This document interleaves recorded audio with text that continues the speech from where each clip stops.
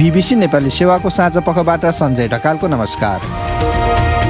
आजको कार्यक्रममा नारायण हिटी संग्रहालय परिसरमा रेस्टुरेन्ट सञ्चालन गर्न भाडामा दिने कार्य प्रथम दृष्टिमै त्रुटिपूर्ण देखिएको पर्यटन मन्त्रीको भनाई। नारायण हिटी दरबार एउटा संग्रहालय परिसरभित्र क्याफेरी राख्नै मिल्दैन थियो। कौडीको भाउमा त्यसरी चाहिँ दिन पाइन्छ। हामीले राजतन्त्रको अन्त गरेर लोकतन्त्र त्यसैको लागि ल्याएको। ललिता निवास प्रकरणमा प्रहरीको केन्द्रीय अनुसन्धान ब्युरोद्वारा अनुसन्धान प्रतिवेदन सरकारी वकिलको कार्यालयमा पेश।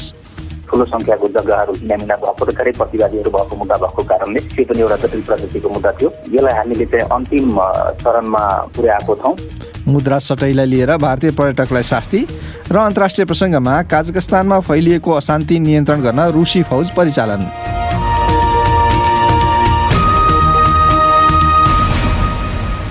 सबभन्दा पहिला प्रमुख विश्व समाचार। शरद केसीबाट समाचार सुन्नुहोस्। काजाखस्तानको मुख्य सहर अलमाटीमा सुरक्षा फौजले सरकार विरोधी हिंसात्मक प्रदर्शन निस्तेज पार्ने प्रयास गरिरहँदा गोली चलेको ताजा विवरण प्राप्त भएको छ। घटनास्थलमा रहेका बीबीसीका एकजना संवाददाताले मुख्य चोक द्वन्द्वग्रस्त बनेको बताए। प्रहरीले सरकारी भवनहरू ध्वस्त पार्ने प्रयास गरिरहेका दर्जनौंको संख्यामा हिंसाकारीहरूलाई आफूहरूले मारिदिएको बताएको छ। मुख्य सहर अलमाटीको अवस्थाबारे बीबीसीका अब्दुल जलिल अब्दुल सुलोभ भन्छन्, इन्टरनेट अवरुद्ध भएकाले मानिसहरूले पैसा झिक्न र मोबाइल रिचार्ज गर्न पाएका छैनन्। सपिङ मल, सुपरमार्केट, क्याफे र रेस्टुरेन्ट सबै बन्द भएकाले खानेकुरा किन्न सङ्घर्ष गरिरहेका छन्। त्यहाँ देशव्यापी बनेको अशान्ति नियन्त्रणमा लिने प्रयास गर्न रुसी नेतृत्वको सैन्य गठबन्धन पुग्न थालेको छ। कजाखस्तानका राष्ट्रपतिले सहयोगको निम्ति आग्रह गरेपछि उक्त निर्णय लिएको थियो। युरोपेली संघका विदेश नीति प्रमुखले भने त्यसलाई होसियारीपूर्वक निहाल्नुपर्ने बताएका छन्। उक्त कदमले देशको स्वतन्त्रतालाई बेवास्ता गर्ने छैन भन्ने आफ्नो आशा रहेको उनको भनाइ छ। सैनिक शासन विरुद्ध प्रदर्शन गर्न सुडानको राजधानी खार्तुममा हजारौं मानिसहरू फेरि सडकमा उत्रिएका छन्। प्रधानमन्त्री अब्दुल्ला हमदोकले आइतबार राजीनामा दिएपछि त्यस्तो संगठित प्रदर्शन पहिलो पटक भएको हो। प्रदर्शन अघि खार्तुम र जोडिएका अन्य शहरहरू बीचको पुलहरू बन्द गरिएका छन्। जनरल अब्दुल फताह अल बुरहानले नेतृत्व गरेको सुडानको सशस्त्र फौजले अक्टोबर महिनामा कु गरेपछि त्यसले देशभित्र विरोध प्रदर्शन र अन्तर्राष्ट्रिय रूपमा निन्दा निम्त्याएको थियो। हमदोकको नेतृत्वमा सरकार गठन गरेर सङ्कट सुल्झाउने प्रयास पनि विफल भएको छ। 8 महिनाकी गर्भवतीलाई भर्ना लिन अस्वीकार गरेको घटनाले व्यापक आक्रोश निम्त्याएपछि चिनिया सहर सियान स्थित एउटा अस्पतालका कैयौं कर्मचारीहरू बर्खास्त गरिएका छन्। अस्पतालले कोभिड परीक्षण प्रमाणको म्याद गुज्रिएको भन्दै भर्ना लिन नमानेपछि ती महिलाको गर्भ तुहिएको थियो। अस्पताल बाहिर रगतको हालमा उनी बसिरहेको देखिने एउटा भिडियो सामाजिक सञ्जालमा 10औं लाख पटक हेरिएको छ। बीबीसीका स्टिभन मैकडोनाल्ड भन्छन्, सिएनको स्वास्थ्य विभागका एक निर्देशकले आज टेलिभिजनमा दिएको सन्देशमा उक्त घटनालाई लिएर क्षमा मागेका छन्। 1 करोड 30 लाख जनसङ्ख्या रहेको सियान सहर 2 साता लामो लकडाउनमा छ। तपाईँ बीबीसी नेपाली सेवाको साँझपख सुनिरहनु भएको छ। पुरुष टेनिसतर्फको विश्व वरियताका 1 नम्बर खेलाडी नोभाक जोकोभिचले अस्ट्रेलियामा आउँदो 4 दिन अध्यागमन हिरासत कक्षमै बिताउनु पर्ने ठानिएको छ। उनले आफूलाई निकाला गर्ने निर्णय विरुद्ध कानुनी लडाईँलाई निरन्तरता दिएपछि त्यस्तो अवस्था आएको हो। देश निकाला हुनुपर्छ वा पर्दैन भन्नेबारे अदालतमा जारी सुनवाई सोमबारसम्मको निम्ति स्थगित छ। मेलबर्न विमानस्थलमा अस्ट्रेलियाका अध्यागमन अधिकारीहरूले कोरोना भाइरस विरुद्धको खोप नियम पालना गरेको पर्याप्त प्रमाण दिन उनी विफल भएको भन्दै उनलाई प्रवेश गर्न अनुमति दिएनन् र प्रवेशाज्ञा रद्द गरिदिए। कोरोना भाइरस संक्रमणको विस्तारलाई ख्याल गर्दै भारतमा तमाम चुनावी र्यालीहरू रद्द गरिएका छन्। मुख्य विपक्षी कांग्रेस पार्टीले राज्यहरूमा आफूले गर्न लागेका सबै प्रमुख कार्यक्रमहरू कोभिडको अवस्थामा सुधार नआउँदासम्मको निम्ति स्थगित गरिएको जनाएको छ। अन्य विपक्षी समूहले भर्चुअल अभियानमा त्यसलाई बदलेका छन्। सत्ताधारी भाजपाले कारण नखुलाएर उत्तर प्रदेशको कार्यक्रम रद्द गरेको छ। चुनावी अभियानलाई निरन्तरता दिन अनुमति दिएकोमा सरकारको व्यापक आलोचना हुँदै आएको छ, जबकि भाइरसको संक्रमण रोक्न कडा प्रतिबन्धात्मक नियमहरू लागू गरिएका छन्। र फिलिपिन्समा बाल विवाह गैर कानुनी भएको छ। त्यहाँ 18 वर्षभन्दा कम उमेरमा बिहा गरेमा वा सँगै बसेमा 12 वर्षसम्म जेल सजाय हुने व्यवस्था सहितको नयाँ कानुन लागू भएको छ। कम उमेरकाहरूको बिहे गराउनेले पनि उस्तै सजाय पाउनेछन्। दक्षिणी फिलिपिन्समा मुस्लिम समुदायका मानिसहरू रजस्वला हुन थालेपछि युवतीको बिहे गरिदिने लामो समयदेखिको चलन उद्धृत गर्दै उक्त कानुन विरुद्ध लडेका थिए। सरकारले नयाँ उपायले युवतीहरू गर्भवती हुने बढ्दो दर नियन्त्रणमा लिन सकिने आशा गरेको छ। त्यहाँ प्रत्येक दिन 10 देखि 19 वर्ष बीचका करिब 500 बालिका र किशोरीले बच्चा जन्माउने गर्छन्। यो बीबीसी नेपाली सेवा हो।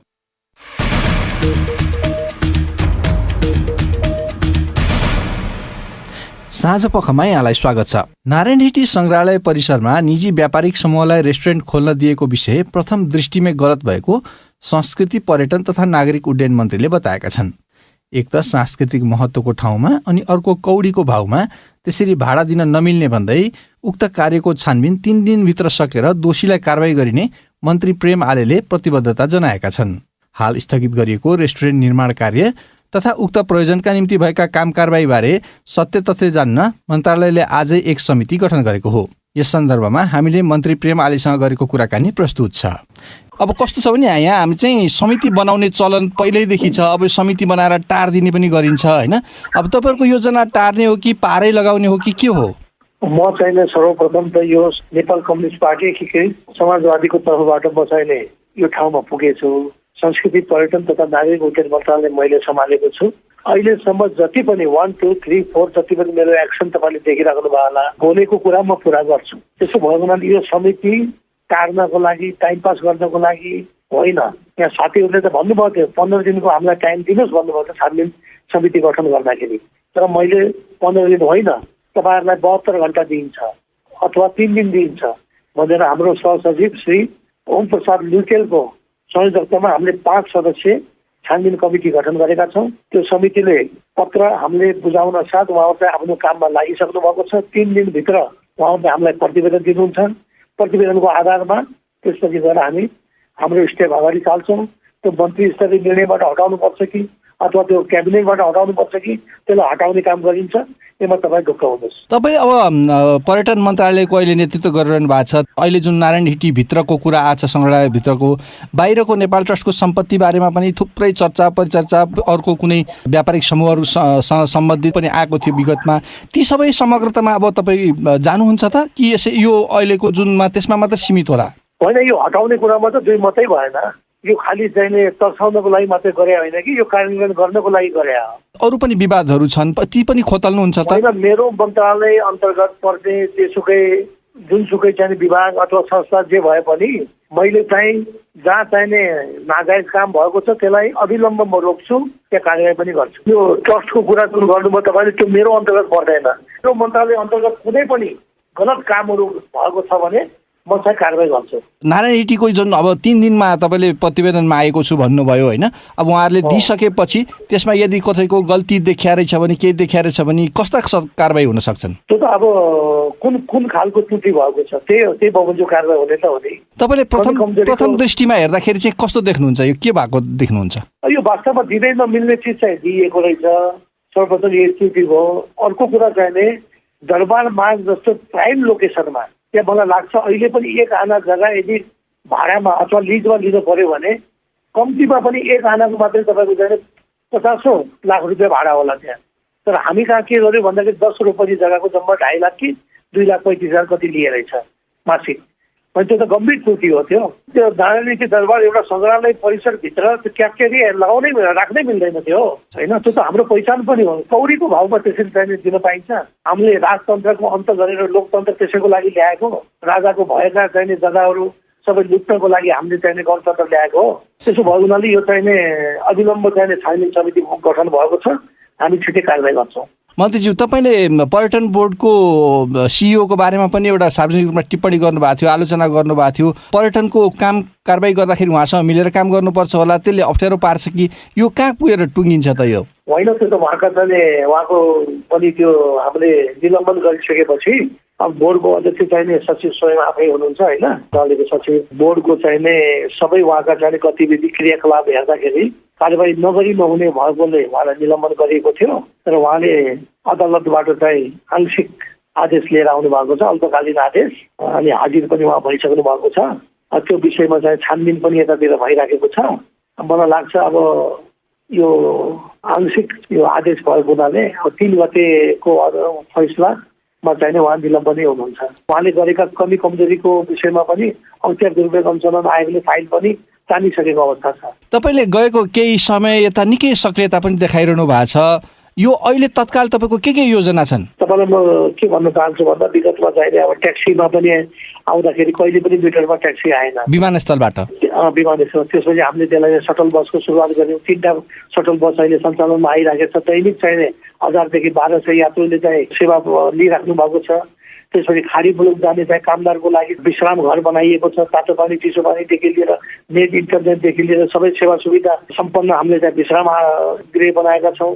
त्यसपछि गएर तपाईँको पिसिआरमा जाने, वैदेशिक रोजगारमा जाने ती श्रमजीवी सर्वहाराको लागि हिजोको दिनमा 2000 आरबिटी ऱ्यापिड टेस्टको लागि पिसिआरको लागि 2,000 दिने गरिन्थ्यो भने त्यसलाई घटाएर 1200मा ल्याइएको छ।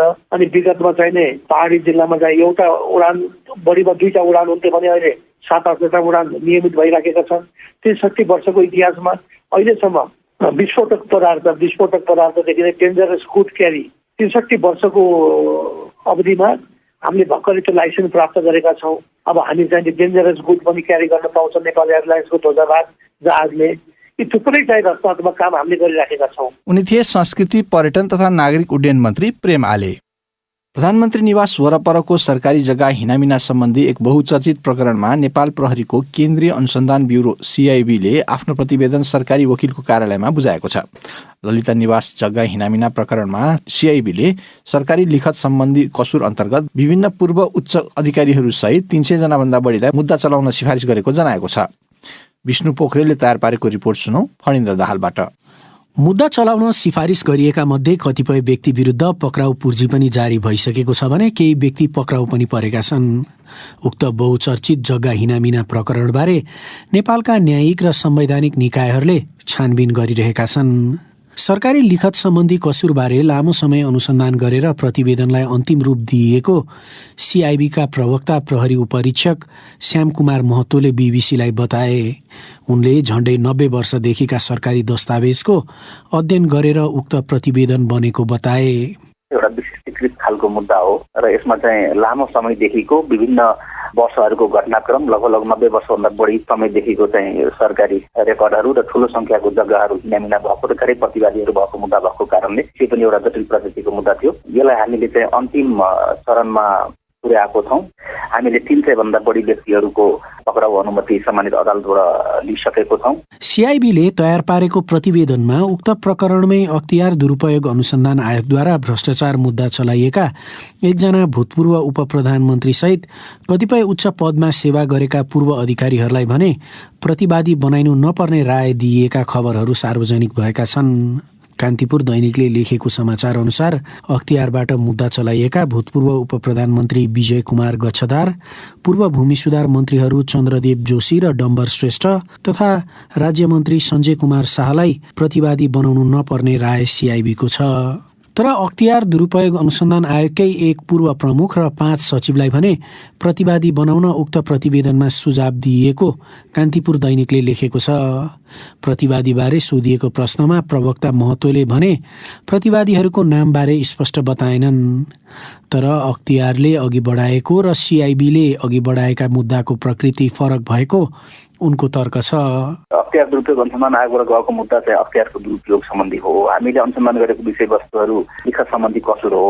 दुईटा मुद्दाको विषयवस्तु नै फरक भएको कारणले चाहिँ हुबहु त्यहाँको सबै व्यक्तिहरू यहाँको प्रतिवादी भन्छ नै भन्न सक्ने अवस्था रहन्न। लिखत सम्बन्धी कसुरमा संलग्न देखिएका व्यक्तिहरू कोही व्यक्ति सम्मानित अख्तियार दुरुपयोग अनुसन्धानबाट चलेको मुद्दाको प्रतिवादीहरू यसको प्रतिवादी पनि बन्न सक्ने सम्भावना रहन्छ र केही व्यक्तिहरू जो लिखत सम्बन्धी कसुरमा संलग्नता देखिन्न यो छुट्न पर्ने र केही नयाँ व्यक्तिहरू थपिन सक्ने सम्भावना सबै सम्भावनाहरू छ। त्यही भएर त्यहाँको प्रतिवादी नै यहाँको प्रतिवादी हुन्छ भन्न सकिन्न। CIB ललिता निवासको सरकारी जग्गा हिनामिनामा निर्णय प्रक्रियामा सामेल भएकादेखि जग्गा मिलाउने र नक्कली मोही खडा गर्ने, त्यस्तो नक्कली मोही बन्नेसम्मलाई सरकारी लिखत सम्बन्धी मुद्दा चलाउनु पर्ने सिफारिस गरेको अधिकारीहरू बताउँछन्।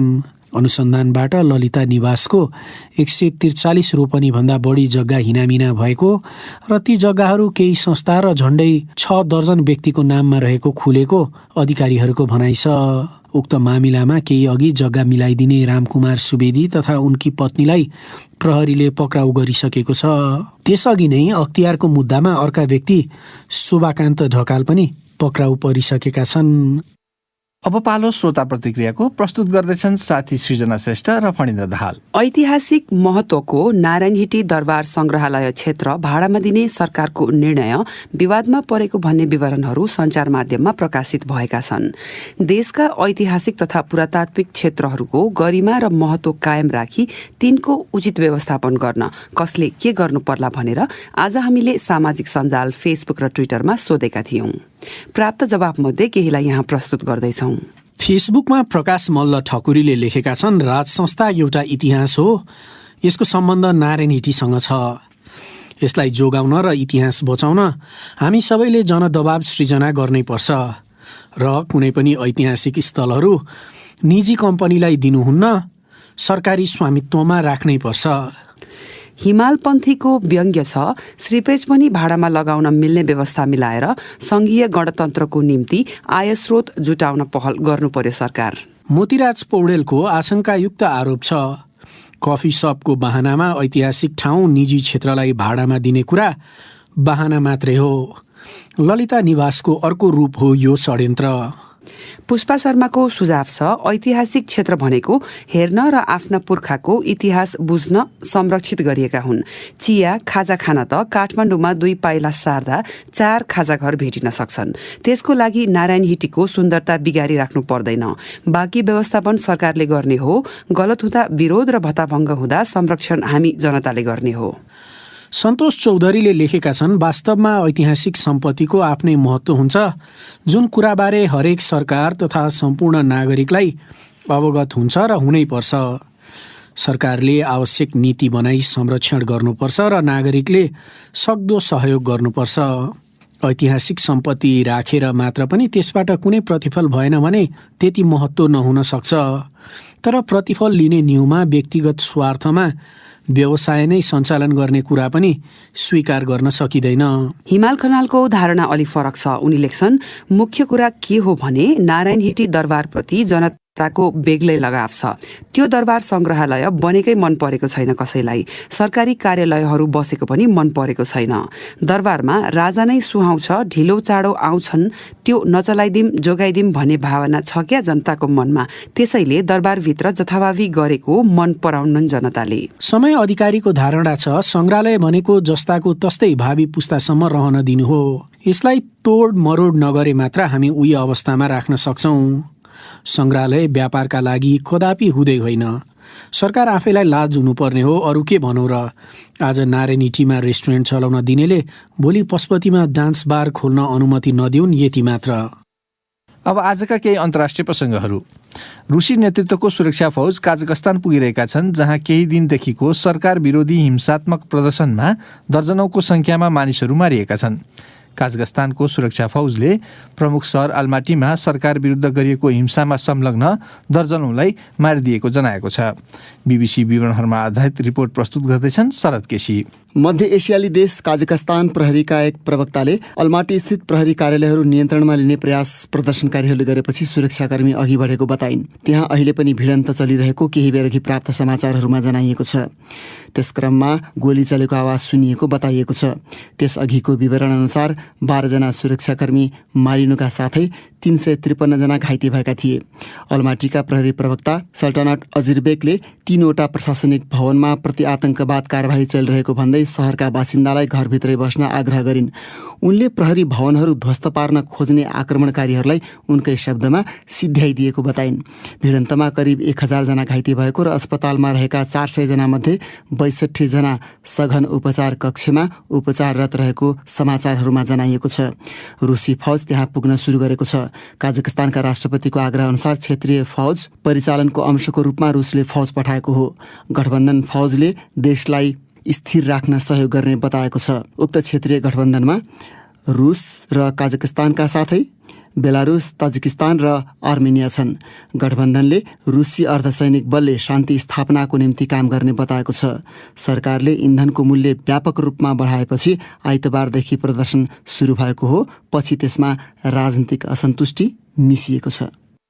उत्तर कोरियाले ध्वनिको भन्दा 5 गुणा तीव्र वेगको एउटा हाइपरसोनिक क्षेप्यास्त्रको सफलतापूर्वक परीक्षण गरेको त्यहाँको एउटा सरकारी सञ्चार माध्यमले जनाएको छ। नयाँ वर्ष सुरु भए यता उत्तर कोरियाले गरेको यो प्रमुख अस्त्र परीक्षण हो। सरकारी समाचार संस्था KCNA का अनुसार उक्त क्षेप्यास्त्रले 700 किलोमिटर परको निशानामा ठ्याक्कै प्रहार गरेको थियो। BBC विवरणहरूमा आधारित रिपोर्ट सुनौ सृजना श्रेष्ठबाट। यो हाइपरसोनिक क्षेप्यास्त्रको दोस्रो परीक्षण हो। त्यसलाई पहिचान गर्न बलिस्टिक क्षेप्यास्त्र भन्दा बढी समय लाग्ने बताइन्छ। प्योङयाङको सैनिक सामर्थ्य अभिवृद्धि गर्ने प्रतिबद्धता किम जङ अनले गरेपछि यो पछिल्लो परीक्षण भएको हो।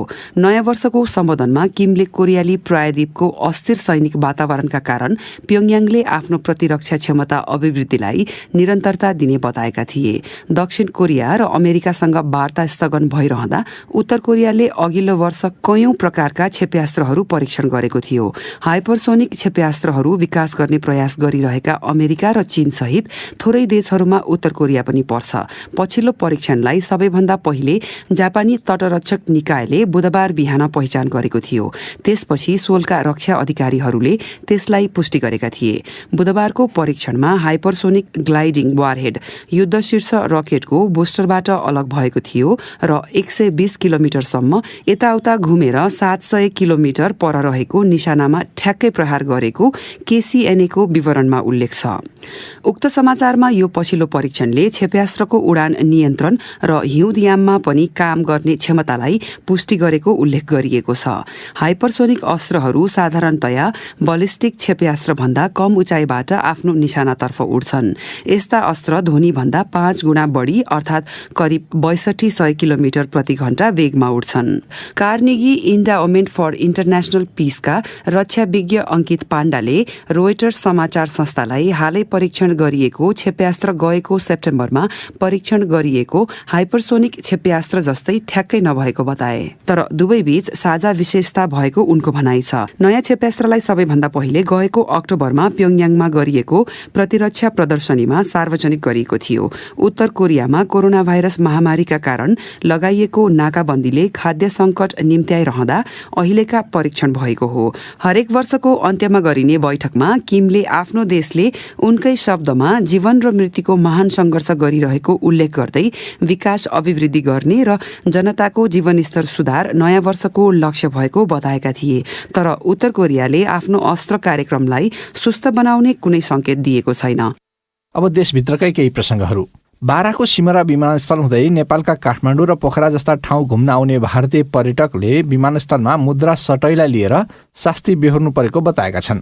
नेपाल राष्ट्र बैंकको विदेशी विनिमय ऐनमै 100 भन्दा माथिको भारतीय रुपैयाँ 25,000 सम्म मात्र ल्याउन मिल्ने कानुनी अडचनका कारण नेपालका विभिन्न धार्मिक तथा पर्यटकीय स्थल घुम्न आएका भारतीयहरूलाई समस्या भएको उनीहरूको गुनासो छ। वीरगञ्जबाट माधुरी महतोले पठाएको यो रिपोर्ट सुनौ। सिमरा विमानस्थल हुँदै नेपालको पोखरा, काठमाडौँ लगायतका विभिन्न शहर घुम्न आउने जाने भारतीय पर्यटकले विमानस्थलमा शास्ति बेहोर्नु परेको बताएका छन्। पटनाबाट नेपाल घुम्न आएका एक पर्यटक जतिन प्रसाद भन्छन्, हम इंडिया से नेपाल घूमने आते हैं तो एयरपोर्ट में भी हमें तकलीफ का सामना करना पड़ता है। हम इंडियन नागरिक हैं, हमारे पास तो इंडियन। हामी भारतबाट नेपाल आउँदाखेरि धेरै पैसा बोकेर आउँदाखेरि समस्या हुन्छ। बाटोमा चाहिँ केही जानकारी कक्ष पनि छैन र सटै काउन्टर पनि हुनु पर्थ्यो जुन कि त्यो छैन। सिमरा विमानस्थलका प्रमुख भूपेन्द्र भट्ट, प्रत्येक कन्ट्रीको आफ्नो आफ्नो नियम हुन्छ हैन। नेपाल सरकारको नियम जो छ त्यो अनुसार यहाँको चाहिँ सेक्युरिटी एजेन्सीको मान्छेले फलो गर्ने हो नि त। एयरपोर्ट सेक्युरिटी कार्ड्सहरू छ, उहाँहरूलाई त्यो बारेमा जानकारी गराइराख्नु भएको छ र यसरी नियमभन्दा विपरीत गरेर बढी पैसा बोक्नेलाई राजस्व अनुसन्धान विभाग उहाँहरूलाई प्रहरी मार्फत उहाँहरूको जिम्मा लगाइदिन्छ। विमानस्थलमा हुने भारतीय पैसाको समस्याले पर्यटन व्यवसायमा पनि असर पर्ने बताउँछन्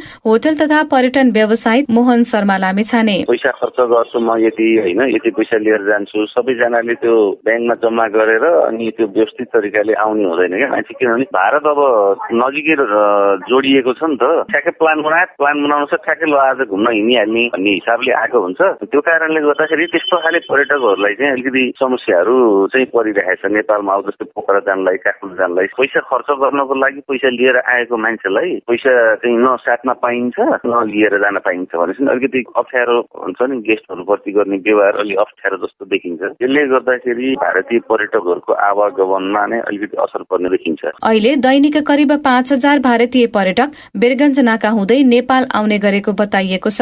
राजस्व अनुसन्धान कार्यालय पथलैयाका प्रवक्ता होम पाण्डे भन्छन्, विदेशी विनिमय नियन्त्रण गर्ने ऐन 2019 अहिले राजस्वले कार्यान्वयन गर्ने भनेर जुन नेपाल सरकारले राजस्व अनुसन्धान विभागलाई दिएको छ, त्यो अनुसार हामी प्रतिबन्धित भए हुनाले त्यसको अभियोग तयार गरेर सम्बन्धित व्यक्तिले धरौटी राख्न सक्यो भने धरौटीमा तत्काल छोडिहाल्छौँ, राख्न सकेनन् भने अदालत समक्ष हामी अभियोग पेश गर्छौँ। नेपालमा पैसा खर्च गर्न आउने भारतीय पर्यटकलाई उल्टै कारबाही र जरिमाना गर्ने नीति तत्काल परिवर्तन गर्नुपर्ने माग होटल तथा पर्यटन व्यवसायको छ। माधुरी महतो, BBC, बेरगञ्ज।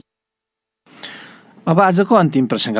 आवश्यक जमिन पाउन नसक्दा नेपालको राष्ट्रिय खेल भलिबलको आफ्नै कबडहल निर्माण गर्ने प्रयास लामो समयदेखि अल्झिएको छ। यो वर्ष सरकारले कबडहल निर्माण थालनी गर्न 1 करोड रुपियाँ छुट्याउनुका साथै जग्गा दिलाउने बाचा गरेपछि भलिबल सङ्घका पदाधिकारीहरू मक्ख परेका छन्। तर गत वर्ष चाहिँ बजेट फ्रिज हुने डर पनि उनीहरूमा त्यत्तिकै देखिएको छ।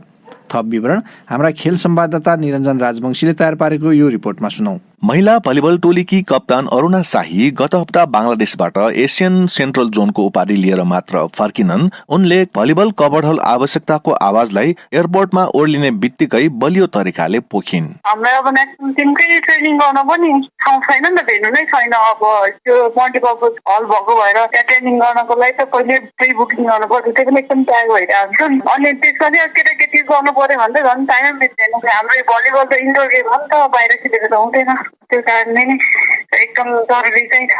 6 वर्ष अगाडि राष्ट्रिय खेलको मान्यता पाएपछि नै भलिबलको कबडहल निर्माणको विषय जोडतोडले उठेको थियो। मुख्यतः कबडहल निर्माणको लागि आवश्यक 15 देखि 30 रोपनी सम्मको जग्गा नपाउनु प्रमुख समस्या बन्यो। 2 वर्ष अगाडि एसियन सेन्ट्रल जोनमा महिला टोली पहिलो पटक च्याम्पियन बनेपछि कबडहल निर्माणको कुराले फेरि चर्चा पायो। तत्कालीन अर्थमन्त्री युवराज खटिवडाले महिला खेलाडीलाई सम्मान गर्ने कार्यक्रममा नै बजेटको व्यवस्था मिलाइदिएको मन्तव्य व्यक्त गरेपछि भलिबल खेलाडीहरूमा आशा पलायो। त्यसपछि भलिबल संघका पदाधिकारीहरू तीव्र रूपमा जग्गा खोज्नतिर लागे। महिला भलिबल टोलीका प्रशिक्षक जगदीश भट्ट, पहिले किर्तिपुरमा हेरियो, पहिले चाहिँ त्यो अर्को नगरपालिकाहरूमा हेरियो। भर्खर मात्र यो तारकेश्वर नगरपालिकामा जग्गा एउटा हेरेर हामीले 60 रोपनी जग्गा रमेश सुल्लासर हामीहरूले गएर हेरेको हो होइन। प्राविधिक समस्याहरू थिए, त्यो समस्याहरूले हल्दिरहेको हो। सरकारले गत वर्ष कबडहलको काम थाल्न 50 लाख रुपियाँको बजेट छुट्याएको थियो, जसबाट काम थाल्ने र कामको प्रगतिको आधारमा बजेट बढाउन सकिने सरकारको भनाइ थियो। तर पाइक पर्ने स्थानमा सरकारी जग्गा खोज्ने त्यो बेलाको प्रयास पनि सफल हुन सकेन र सरकारले कबडहल निर्माण गर्न छुट्याएको 50 लाखको बजेट फ्रिज हुन पुग्यो।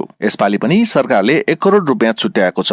त्यो रकमले DPR तयार पार्ने भनिएको छ। तर भलिबल संघका कतिपय पदाधिकारीहरू यो रकम पनि फ्रिज हुने डरमा छन्। संघकी उपाध्यक्ष निरोज मास्के भन्छन्, तारकेश्वर नगरपालिकामा हामी गएर हेर्यौं, संघको मान्छेहरूले ओके गरायौं। एग्रिमेन्ट भनेको फेरि राखेको छ, गर्ने राखेको सक्छ किन छैन। अब त्यो एग्रिमेन्ट गर्नको लागि फेरि यता स्विमिङ पुल दिनुहुन्छ, त्यही हामीलाई चाहिँ झुकाइराख्नु जाला। यो दिन्छु त्यो गरिन्छ त्यो गर्छ भन्दा त्यो 1 करोड पनि जाला भन्न सकिन्न। सामान्यतया न्यूनतम अन्तर्राष्ट्रिय मापदण्डको कबडहल निर्माण गर्न जमिन बाहेक 50 करोड रुपियाँको हाराहारीमा खर्च हुने भलिबल संघको अनुमान छ। सरकारले बहुवर्षीय योजनामा कबडहल निर्माण थाले आफ्नै पहलमा अनुदान उठाएर भए पनि कबडहल बनाउन सकिने संघका पदाधिकारीहरू आँट गर्छन्। भलिबल संघका अध्यक्ष मनोरञ्जन रमन शर्मा, 100% खाता जुटाउने भने अब सबै स्वदेशवासी विदेशवासी र चाहिँ FIVB देखि लिएर इन्टरनेसनल समुदायलाई अब माग्न जाने त हो नि। संसार घुमेर भए पनि चाहिँ चन्दा सङ्कलन गर्दै माग्न जान्थ्यौँ हामी। अहिले युवा तथा खेलकुद मन्त्री महेश्वर जङ गहतराज नै कबडहल बनाउन अग्रसर देखिएका छन्। उनले त्रिपुरेश्वर स्थित राष्ट्रिय खेलकुद परिषदको खाली जग्गामा हल बनाउन पहल गर्ने सार्वजनिक रूपमा नै बताइसकेका छन्। जग्गा खोज्दा खोज्दा थाकेका भलिबल संघका पदाधिकारीहरू अहिले मन्त्रीको आश्वासनमा मक्ख छन् र परिषदभित्रै कबडहल बन्ने कुरामा विश्वस्त देखिएका छन्। तर विगत लामो समयदेखिको प्रयासले मूर्त रूप लिन नसकेको र प्रशस्त जमिन पाउन सरकारमा नै निर्भर हुन बाध्य भएका संघका पदाधिकारीहरूमा फेरि कबडहल निर्माण टाढाको सपना बन्ने हो कि भन्ने आशंका हटेको छैन। निरञ्जन राजवंशी, BBC, काठमाडौँ।